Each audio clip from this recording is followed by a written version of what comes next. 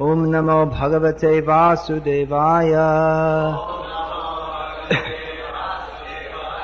Om Namo Bhagavate Vasudevaya.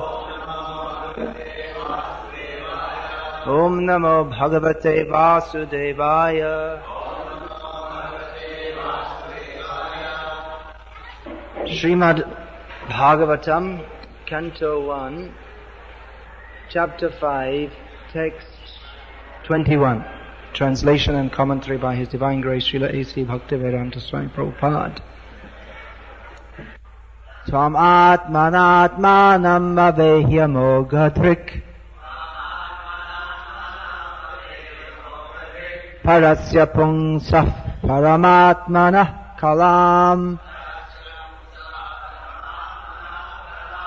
ajang prajatang jagatah shivayatan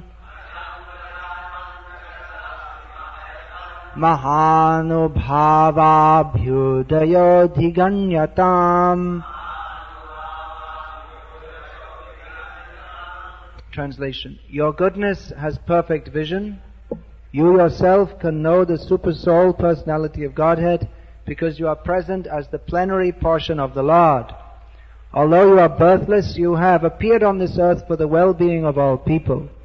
Please therefore describe the transcendental pastimes of the Supreme Personality of Godhead, Sri Krishna, more vividly. Purport. Srila Vyasadeva is the empowered plenary portion, incarnation of the Personality of Godhead, Sri Krishna. He descended by His causeless mercy to deliver the fallen souls in the material world. The fallen and forgotten souls are detached from the transcendental loving service of the Lord. The living entities are parts and parcels of the Lord, and they are eternally servitors of the Lord. All the Vedic literatures, therefore, are put into systematic order for the benefit of the fallen souls. And it is the duty of the fallen souls to take advantage of such literatures and be freed from the bondage of material existence. Although formally Srila Narad Rishi is the spiritual master, Srila Vyasadeva is not at all dependent on the spiritual master because in essence he is the spiritual master of everyone else. But because he is doing the work of an Acharya, he has taught us by his own conduct that one must have a spiritual master even though he be God himself. Lord Sri Krishna, Lord Sri Ram and Lord Sri Chaitanya Mahaprabhu, all incarnations of Godhead, accepted formal spiritual masters, although by their transcendental nature they were cognizant of all knowledge. In order to direct people in general to the lotus feet of Lord Sri Krishna, he himself in the incarnation of Vyasadeva is delineating the transcendental pastimes of the Lord. This is a well-known narration at the beginning of Srimad Bhagavatam of how Bhagavatam came to be compiled by Ved-Vyas, that Vyasadeva, after compiling or overseeing the compilation of all the Vedic literatures, felt disappointed. At which point Narad Muni appeared on the scene, in Prabhupada's words, to encourage Vyasadeva. In one lecture, Prabhupada explained that Narad saw this is great personality, he has great work to do, but he's feeling somewhat despondent. Therefore Narad thought, I should go and encourage him to do his service. And Narad, he gave some chastisement to Vyasadeva. Jugupsitam, what you are intending to do is abominable. What you have done, this giving the Vedic literatures, the whole point of the Vedic literatures, Vedaischa saveraham eva vedyaha. All the Vedic literatures are supposed to lead to Krishna. Vede Ramayane chaiva, Purane bharate tata, adavante cha madhe cha, Hari sarvatra giyate. All the Vedic literatures that himself Vyasadeva has written, all the Vedic literatures from beginning to middle, in the middle and at the end, they're simply meant for glorifying Hari. This statement Vyasadeva puts at the end of Mahabharata. But in the Mahabharata itself we'll find so many apparently confusing narrations that although Krishna is stated therein to be the Supreme Lord, and although Bhagavad-gita appears in there, we also find, for instance, Krishna worshipping Lord Shiva in the Mahabharata and declaring him to be supreme. That's only one instance. But at the end of Mahabharata, Vyasadeva makes it clear that actually all the Vedic literatures are meant for glorifying Hari. And Hari, in this case, is understood to mean Krishna, because Hari can have various meanings. Can mean a thief, or Indra, or a lion, and various meanings. So Vyasadeva, he has come to this world specifically to glorify Krishna through compiling the Vedic literatures. And he did that. But he appeared to be disappointed. And Narad came, as Prabhupada said, to encourage Vyasadeva. But first of all, he gave him some chastisement, which might be considered to be discouraging. That you've done something, what are you doing? You compiled all these Vedic literatures, which are Vayasam Tirtham, a pilgrimage place for crows.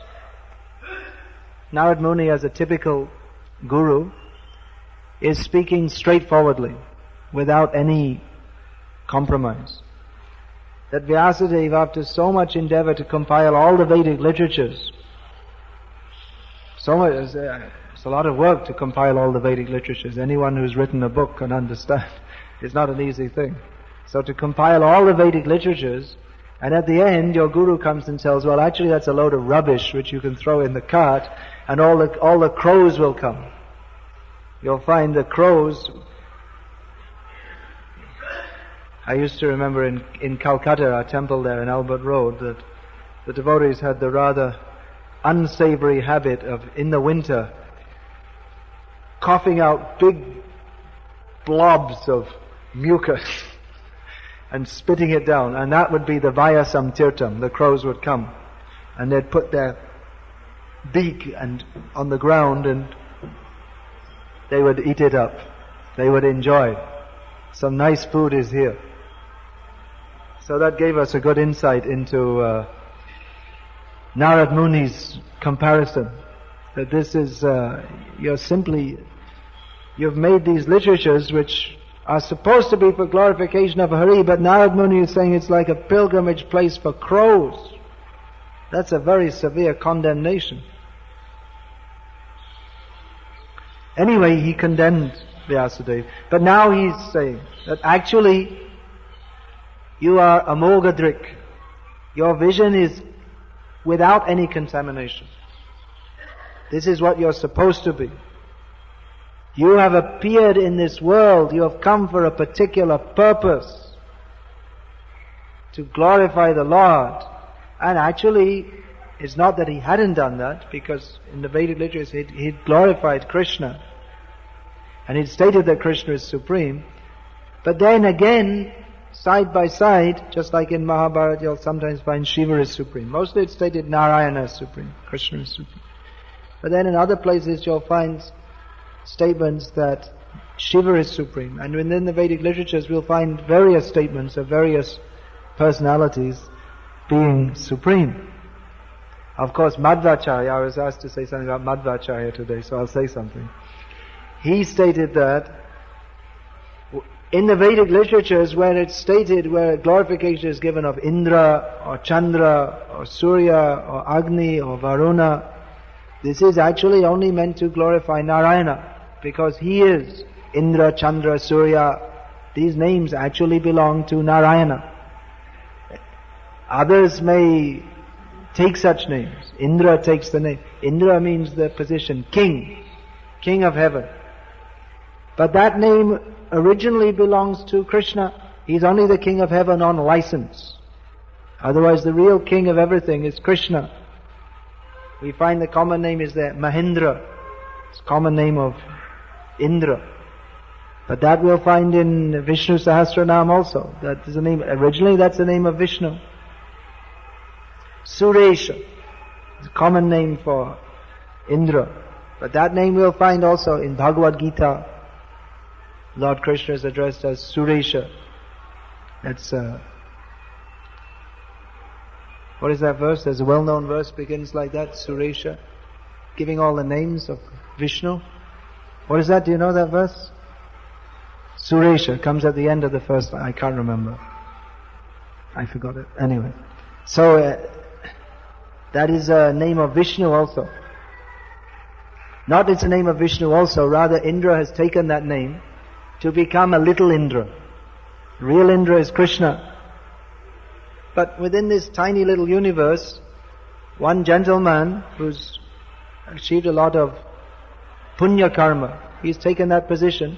And within this world, because we are mogadrik, Vyasadeva is amogadrik. That means unimpeded vision. But because our vision is impeded by the three modes of material nature, therefore we see Indra, very great. Shiva, very great. Parameshwara, Lord Shiva's common name is Parameshwara, supreme controller. So that's true. Within this little blob called this universe, this little blob within in the material world, which is anyway the rejected portion of reality. Within this little blob called this particular universe, actually for all the material universes, Lord Shiva is supreme. So for those who are captured in Devi Dham, the place of Devi, Durga Devi, so for them they see Lord Shiva is supreme. That's true. But the name Shiva, that ultimately refers, here we have in this verse also the word Shivaya, means for the well-being. So Shiva means auspicious. So Lord Shiva is auspicious. Why is he auspicious? He's destroying all the universes. He's the master of the ghosts and goblins. So how is he auspicious? Because he is a great devotee of Krishna, Sankarsana. So all these names, Chandra, Surya, Agni, Varun, they all ultimately belong to Krishna. Madhvacharya has pointed out. So, actually this Vyasadeva, he was compiling all the Vedic literatures. And within those Vedic literatures he has described Narayana, Krishna as supreme. But for those who are mogadrik, these Vedic literatures are meant for persons who are mogadrik, who have impeded vision, who cannot see clearly. These Vedic literatures are compiled for them, so they can take advantage and understand Krishna. But Narad Muni was pointing out that you haven't made it clear enough. These literatures you have written, now we see people who is a Pandit, great Pandit, very learned in the Vedas. And previously they used to introduce, I'm a Rigvedi Pandit. That would mean that they had memorized the whole Rig Veda, and they should be able to explain it also. And then you'll get Dvivedi, Trivedi, Chaturvedi, those who know two Vedas, or they actually learned these Vedas, the whole thing. So, you see, I can't even remember one verse, and they're remembering the whole Vedas. So they were considered very learned, very scholarly. But actually the Vedas are meant for fools. The Vedas are meant for us in this material world, because we're not situated in our position of service to Krishna. Therefore we have to hear from the Vedas that we are the servants of Krishna and then serve Krishna. So the Vedas are actually, everyone in this material world is foolish. So the Vedas are meant for foolish people, that means all of us, to come out of this mogadrik, covered consciousness, or unclear vision. So Vyasadeva compiled the Vedas and he understood. At least it's hoped that he understood. Vyasa veti naveti va. Even Lord Shiva suggested maybe even Vyasa didn't clearly understand all the mystery of the Vedas. That's another topic. Anyway, it's basically understood that Vyasa, he understood all these things and he wrote it down, but Narad Muni is saying you've written it in such a cryptic manner, or an enigmatic manner, that the foolish people, when they read it, they won't understand. They'll read, Indra is supreme. Oh, that means him, the king of heaven, not understanding that actually it's meant to point towards Krishna. Or it's saying Indra, actually it's stated like that. In the Vedas, if you read straightforwardly, you'll think that we're supposed to worship various demigods. And even in Bhagavad-gita, Lord Krishna himself, Sahayagya Prajashishtra, Puravacha Prajapatihi, he's suggesting for ordinary people who are not come to the platform of bhakti, Krishna bhakti, they should perform demigod worship. That is good for them. Those who have not come to the platform of bhakti, better than being a gross materialist, they should be a follower of the Vedas and in that way be a materialist, so that someday they can come to the point of understanding that these Vedas, they're actually meant for Narayana, for understanding Narayana, Krishna. So Vyasadeva had compiled so many things, but actually his whole purpose in compiling them all was to reveal Krishna. But Narad Muni is pointing out, you're disappointed. Why are you disappointed? Because you didn't clearly reveal Krishna. Therefore, it's not that the Vedas are places of pilgrimage for crows, but they would be if the Srimad Bhagavatam wasn't there to clarify the point that actually all the Vedas are meant for understanding Krishna. If that wasn't there, then the effect of studying the Vedas would be that simply people would perform some karma kanda, they would go some pious activities, they would go up to the heavenly planets, they would come back down again, they would go up again, they'd go down, sometimes they go down to hell, they'd come up again, they'd go up to heaven, they'd come back again. After some time they'd think, this is no good, and then they'd become a Brahmavadi, and then maybe float out to the impersonal Brahman, and then come back from there again. So what would be the point of the Vedas are supposed to give knowledge of Krishna clearly, but without that, then simply the Vedas will give us some direction on how to make a more broad circuit tour of the material world. Without the Vedas, then we'll just be going up, down, up, down, up, down between human life and hellish life. And with the Vedas, without knowledge of Krishna, we can go up to the heavenly planets and maybe even beyond to the impersonal Brahman. But without Srimad Bhagavatam, without the clear knowledge of Krishna, Krishna's tu Bhagavan Swayam, then the actual purpose of the Vedas, to understand Krishna, it will not be very clearly revealed. Even Prabhupada in one lecture said that the Bhagavad-gita will not help us very much. I heard Prabhupada say, it's on a lecture. He was talking about actually this section of Bhagavatam. While Narad was chastising Vyasadeva, he said that Prabhupada was commenting on that verse where he says that just like a boat in the wind is swept away, so similarly people without clear knowledge of Krishna, then they may be on the boat, but they're not going towards the port, they're just swept away. They'll have so many misconceptions. So Prabhupada was saying that even the Bhagavad-gita, that may not help us very much unless we have clear knowledge, as is revealed in Srimad Bhagavatam. And we practically see that even in India today, despite India being very much fallen from her position, her original position, still there are many people, many means some people, who study Bhagavad-gita, who have at least superficially some regard for Bhagavad-gita. Even there's one fairly famous guru whose disciples, they can recite the whole Bhagavad-gita and he can tell them, you recite this chapter backwards, and they can do it. They'll recite the last verse by rote, and then the next verse going backwards. Just like that, they can do it. So still there are people who have regard for Bhagavad-gita, or they may have studied the Bhagavad-gita, but actually they don't have Krishna Bhakti.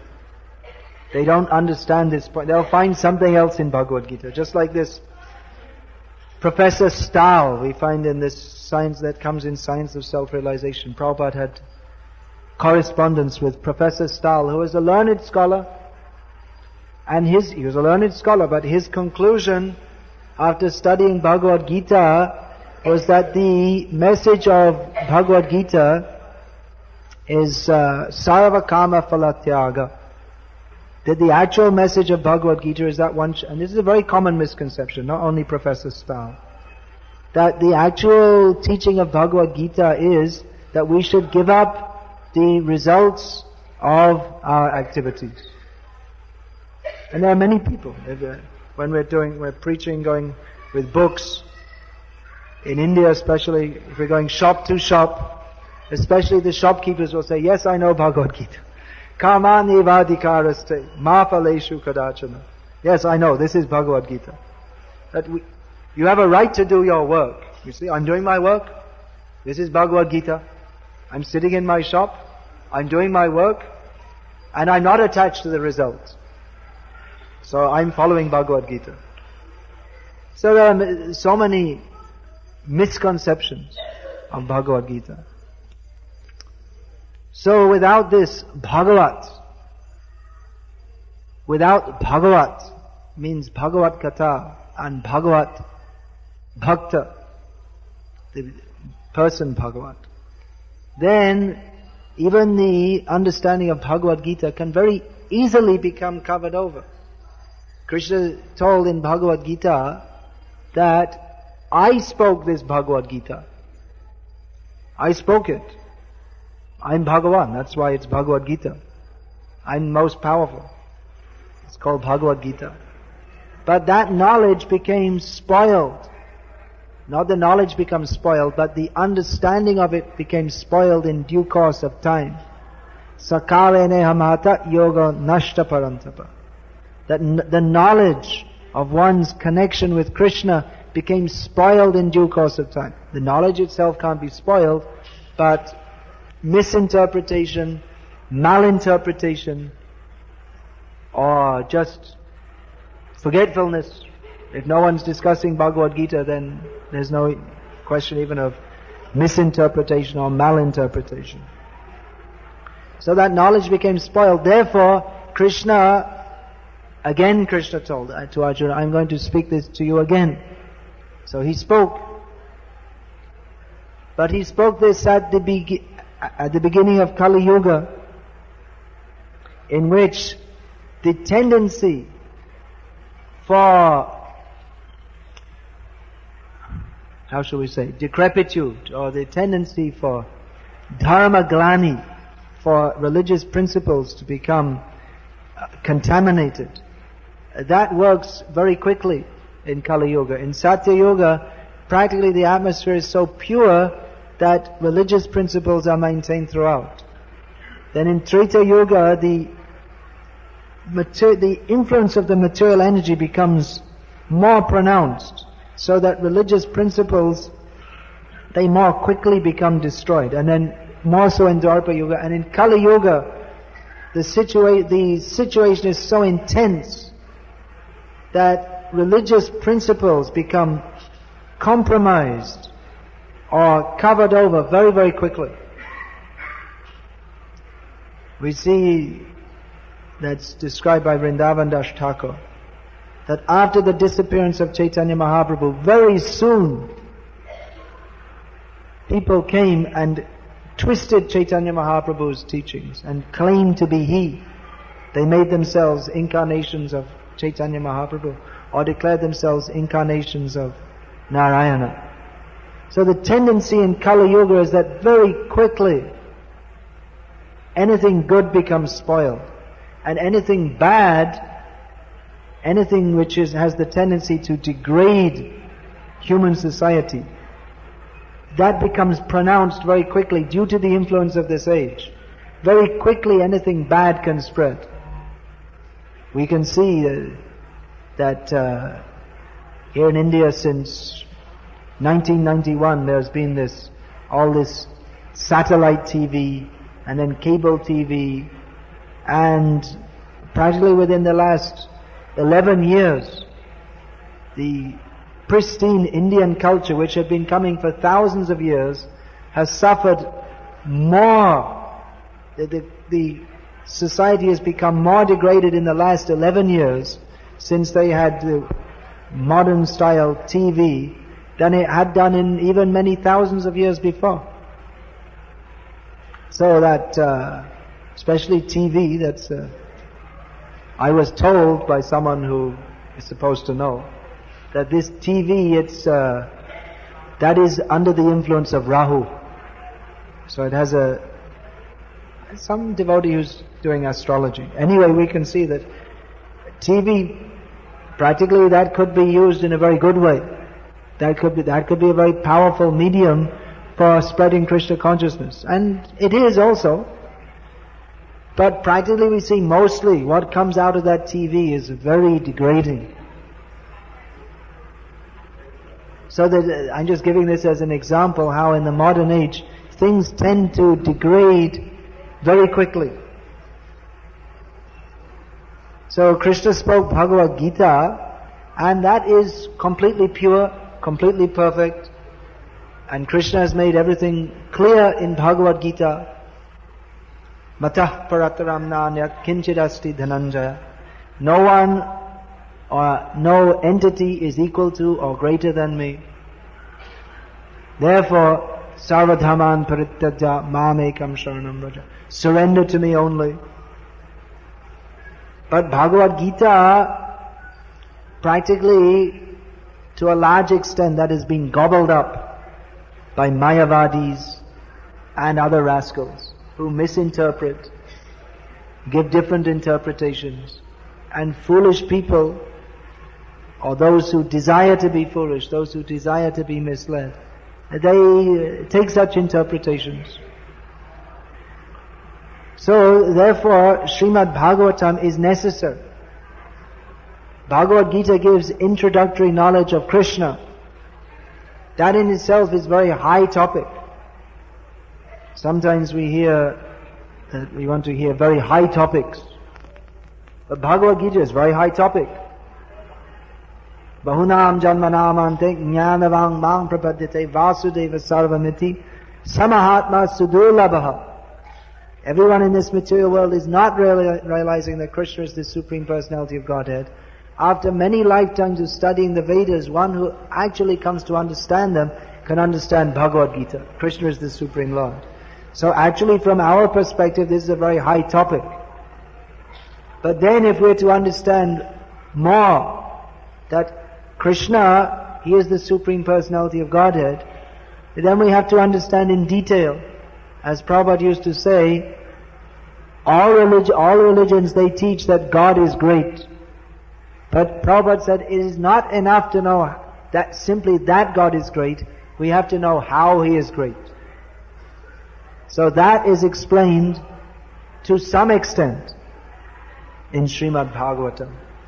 Fully, that is not possible. Even Krishna himself doesn't understand how great He is. Jananta eva janantu kimba hukti chame prabho manaso vapasho vacha vaibhavam tavagocharaha. Brahma, the biggest brain in the universe, biggest brain, and he has 4 brains also. So he admitted, I can't understand Krishna. But not by any method can I understand Krishna. He is beyond the power of my comprehension. Nevertheless, Krishna advises us to try to understand Him. Because by hearing about Him, Maya saktamana pata yogam yanjanmarashaya asamshayam samagram mang yata nyasasi tat shrinu. Krishna advised Arjuna, hear from me about me about your relationship with me. That will free you from all doubts. So, hearing about Krishna is required, and from Bhagavad-gita we get basic knowledge. Krishna is the Supreme Personality of Godhead. But more detail, how He is the Supreme Personality of Godhead. What is He doing? We understand from Bhagavad-gita, if we're not misguided by impersonalists, that the Supreme Lord is the Supreme Absolute Truth, is the Supreme Personality of Godhead, and that we are His eternal parts and parcels. What does that mean? If we don't have knowledge of God, of His personality, then either we have to speculate what is His personality or deny His personality. And this has actually happened in religious processes which do not have detailed knowledge of God. For instance, in Christianity, we find that at one point they speculated that God is a very old man with a long beard, because He created the world. That was a long time ago. So He must have, in the meantime, He must have got very old and must have a very long beard, because He's so busy managing the world, and it's such a headache that He didn't have time to shave. So He's got a long beard by now. And He's sitting on a cloud. That picture is there in Rome. He's sitting on a cloud with a very angry look on His face, punishing everyone and sending them to hell. If you don't believe in me, you go to hell forever. If you're not a member of the Catholic Church, if you became a Protestant, you go to hell forever. Or the Protestants will say, if you believe in the Pope, then you go to hell forever. So it's very dangerous. You see, you don't know, should I be a Catholic or a Protestant, and what should I do? Because if you're in the wrong camp, then then the all-kind, all-merciful, all-loving God sends you to burn in hell forever if you're born in the wrong family. And there's no way to understand which is which. So they have the idea of a jealous God, an angry God who will punish you. And then later on, the idea of God as an angry old man, that gradually got replaced by the idea of God is love, amorphous love, no form, just love, that's all. It became more vague. So without clear knowledge of who is God, what He is doing, there are so many speculations that you believe in Jesus and you will go to heaven, you will sit on a cloud and you will grow 2 wings and have a harp. You'll become an angel. And most of these people think, sounds boring. Maybe it'll be more fun in hell. No clear knowledge. Therefore they have to speculate. Bhagavatam, especially Bhagavatam, gives clear knowledge of the personality of Godhead. Who is He? What is He doing? Who is He? He's a cowherd boy. Doesn't seem to be very logical. That if you're God, if you're the supreme controller of everything, then why should you waste your time controlling a few cows? You can control everything in the universe, and then you control some cows. What do you want to control some cows for? This will be difficult to understand, especially for the beef eaters. In England, they pride themselves on being beef eaters. It's part of the old English culture. Beef eater jinn. They pride themselves on being beef eaters. But in the Vedic knowledge from Srimad Bhagavatam, we understand that the Supreme Lord personally protects cows. Personally. He can do anything He likes. You can do some quiz. If you could do anything you like, what would you do? And most people, they wouldn't reply, I would go herding cows. They could think of so many other things they'd like to do. But, as a matter of fact, Vyasadeva, who is Amogha Drik, who is of spotless vision, he has given us information that the Supreme Lord is inconceivable, and one of the features of His inconceivability is that He can do anything He likes, and what He likes to do more than anything else is to herd cows. So you have to accept it. You can't experimentally define. that God must be like this, God should be like this. He defies our logic. He does what He likes to do. Sometimes we hear people say, you should be yourself. But actually no one can fully be themselves except the Supreme Absolute Person, who is not under any restraint from any outside force. He is absolute, He is independent, He can do whatever He likes. Others are servants of Krishna, therefore they have a relative position, they have to act in relationship to Him. We can only be ourselves. We have a choice in two ways. We can either be the servant of Krishna or the servant of Maya. Our being ourselves is limited into two broad categories. We can either serve Krishna or serve Maya. But Krishna, He can actually be Himself. He can do whatever He likes. For ourselves, we can choose this much, to serve Krishna or not to serve Krishna. And if we serve Krishna, then our position will be defined in various ways, whatever it may be. We may be a tree, or some water, or cowherd boy, whatever. Our position is defined in relationship to Krishna. And if we don't serve Krishna, then we can have unlimited ways of trying to be ourselves, which are categorized into 8,400,000 forms of trying to be myself. Now I am a caterpillar, I'm being myself in caterpillar bhav. Now I am a centipede, and I'm being myself, I'm expressing myself with 1,000 legs. I'm expressing myself. Self-expression. So we are limited. Our position is defined. Either servant of Krishna or servant of Maya. But Krishna, He is independent, He can be Himself, and He does whatever He likes. And what does He like to do? He likes to herd cows. It may not fit within our tiny logical brains, but then Krishna is beyond our logic. He can do whatever He likes. And He likes to herd cows and other things also. But His identity that He has ascribed to Himself, in His being Himself, is as a cowherd boy, and this is described in Srimad Bhagavatam by Vyasadeva. He has defined what does it mean to be the personality of Godhead. What is His personality? What does He do? Otherwise, if you imagine Him as an old man sitting on a cloud, it's kind of boring existence. But Krishna's existence is not boring. Krishna's existence is full of transcendental pleasure which comes from exchanges with His devotees, which is what Vyasadeva has described. And Vyasadeva knows all these things. He's not bewildered. Narad Muni came and chastised Vyasadeva, but then he is, in this verse, he's describing, actually you are Amoghadrik. Actually you're meant for this. Superficially you're feeling disappointed. But actually you are an incarnation of the personality of Godhead, come to describe this. So, just like Krishna told Arjuna, that you are not meant to be bewildered. You are meant to be clear in your vision. He told him, get up, fight. So in the same way Narad Muni is telling Vyasadeva, come out of this apparent ignorance. Do your duty. Do your service.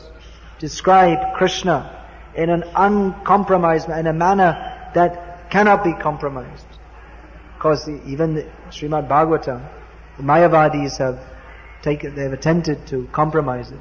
But the leader of the Mayavadis, Shankaracharya, he never touched Bhagavatam out of respect for that this Bhagavatam, this is the Vedam Vastavam Atra Vastu. This is the actual essence of the Vedas. Whatever is to be said in all the Vedas is said herein in Srimad Bhagavatam. What is that? Krishnastu Bhagavan Swayam. Krishna is the Supreme Personality of Godhead, and He is Narayana, Hari, Rama, Nrsimha, Varaha, Vamana. So many incarnations are described here. But particularly Krishna, He is Gopala, Govinda, Rama, means Radhika Ramana.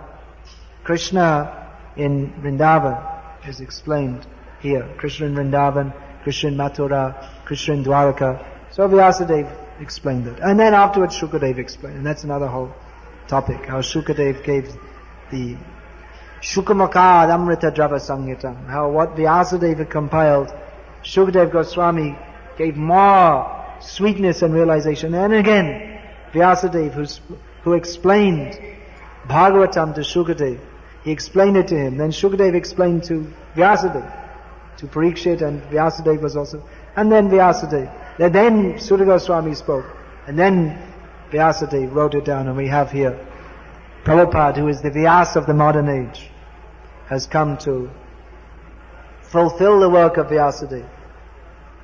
Vyasadeva compiled this Srimad Bhagavatam. This Narad Muni states, Tadvag Visago Janataga Viplavaha. This Bhagavatam is meant to create a revolution in the misdirected lives of a sinful population. So, Srimad Bhagavatam, Narad Muni told Vyasadeva, you compile this Bhagavatam, and afterwards Prabhupada will come and translate it. He's saying. Otherwise, when he says, Tadvag Visago Janata Agha, it means a sinful population. Viplavaha, revolution. So what does that mean? Previously, Srimad Bhagavatam was only spoken among very pious people. But now Srimad Bhagavatam is distributed among sinful people. So many times they're distributing lots of Srimad Bhagavatam in England now. It's very nice. First canto. So you're giving the book, and the person, he's smoking a cigarette in one hand and has a hamburger in the other, and he has to put the hamburger into the one hand so that he can hold the Sri. He may be holding it with the hamburger right in his hand. And you're giving him the book. And he's chewing it and smoking and saying, okay, and giving £5 for the book. He's a sinful person. Prabhupada is given the Srimad Bhagavatam. You take this and read this. I was just reading in a book Purnachandra Prabhu wrote, some new book. He stated that in a bar in England, they're called pubs, for those of you who don't know. Now you learn something useless. In England, bars are called pubs. So one man went to a pub in England, and he met someone else, a stranger, and they started talking. And they started talking about religion. And the other man said to him, you know, when it comes to religion, the Hare Krishnas are tops. So a little later in his life, that man had some religious feeling. Now I have to do something religious. So he remembered what that man told him. Hare Krishnas are tops. So he went and joined the Hare Krishna temple. This is surprising. Here we have Narad Muni instructing Vyas. So that man in the pub, he wasn't Narad Muni. He was Narad Muni in one sense, the Narad Muni was speaking through him, but he was a drunkard, but somehow he must have got Prabhupada's book. He was impressed. This is first class theology, in Ravindra Swarup Prabhu's words. His first impression. He was studying theology in the university before he came to Krishna consciousness. And when he got this book, Ishopanishad, he got the first book. He'd studied Ishopanishad from this, what's his name? That Prabhupada met him in New York, one Swami Nikhilananda or something. Nikhilananda, I think is. So Ravindra Swarup Prabhu, who was at that time William Dwedlier or something like that. Deadweiler. So he got this, he was studying religion, he was studying Hinduism from this Swami Nikhilananda. So he studied Ishopanishad, and he became a complete Mayavadi. Then he got Prabhupada's Ishopanishad.